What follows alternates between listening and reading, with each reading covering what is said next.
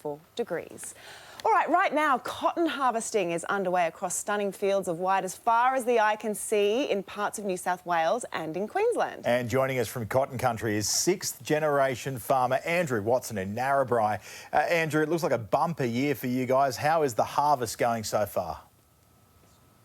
Oh, good morning. The harvest, as you can see by those videos, is certainly coming off. It's been a great season once we got out of the flooding of November, which has left us with a really good crop that we're harvesting at the moment. It's so good to see those pictures. Take us through what a day of harvesting entails. Sure. So it's early start in the morning, about 7 or 8 for the crew that start. They have to service the cotton harvest you saw moving. That takes about 2 or 3 hours. And then it's into the cotton harvest. We're plucking the cotton off with the machine, wrapping it with and this year pink plastic to support the Glenn McGrath Foundation, and then that is then picked up and put on a truck and taken off to the cotton gin for further processing.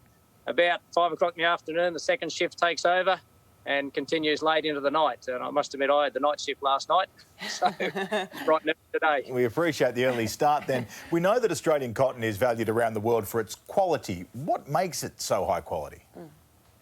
Well, the basis of that is the breeding that's done by the CSIRO team based in Narrabri. It means that we have the best quality germplasm in the world.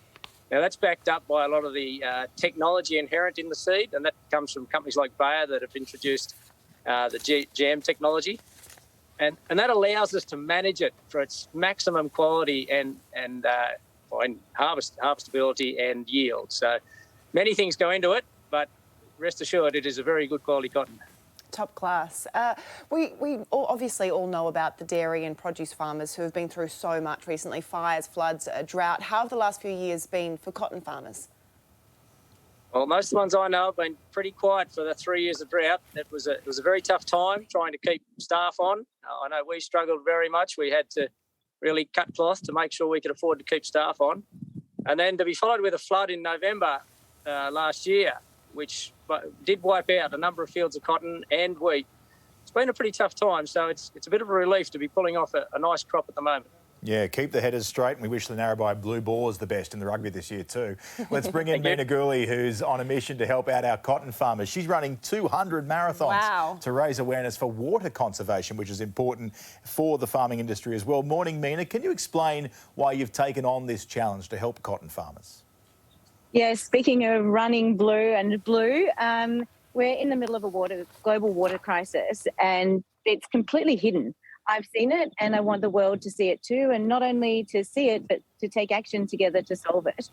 It's action by companies. Companies represent almost 90% of world's freshwater use, either directly or indirectly, and it's action from people like you and me, and ultimately it's action from literally everybody. And that's the reason why I'm here in Narrabri, to meet cotton growers like Andrew and to learn more about how they're using water more sustainably on their farms. All right, so you're calling for action. How can our viewers support you? Yeah, not necessarily by running 200 marathons, let's be honest about that. I tried to get Andrew yesterday to run with me, and he categorically was like, yeah, I might harvest cotton instead. One of the principal goals of the campaign is to get 200 companies to commit to taking meaningful action on water in advance of the United Nations Water Summit in 2023. So the first thing we're asking is that companies step up and take action to run their companies and their organisations blue. Companies like Bayer, who we're very fortunate to work with as an inaugural partner on the Run Blue campaign. But ultimately, for all your viewers that are sitting at home, it's about putting water front of mind. And it's about asking our governments and our companies to do better, to use water better, to use water more sustainably. The reality is that water is one of the most critical issues facing all of us and facing the next generation. So no matter what you run in your life, your household, your company, your daily decisions, we're asking everybody to put water front of mind and to run those decisions, those companies, those daily households, run them blue. Mina and Andrew, you've both got a huge day ahead of you. Yeah. Good luck. Thank you.